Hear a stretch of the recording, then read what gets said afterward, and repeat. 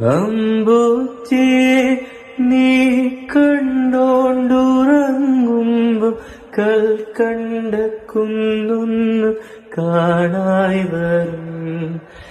കൽക്കണ്ട കുന്നിന്റെ ഉച്ചിയിൽ ചെല്ലുമ്പം അമ്പിളിത്തമ്പ്രാന്റെ കോലവും കാണാം. ആ കോലത്തെത്തുമ്പോൾ അവിടെ എന്തൊരു രസമെന്നോ. അവിടെ പാൽക്കാടിയുണ്ട്, അരികെ പായസപ്പുഴയുണ്ട്.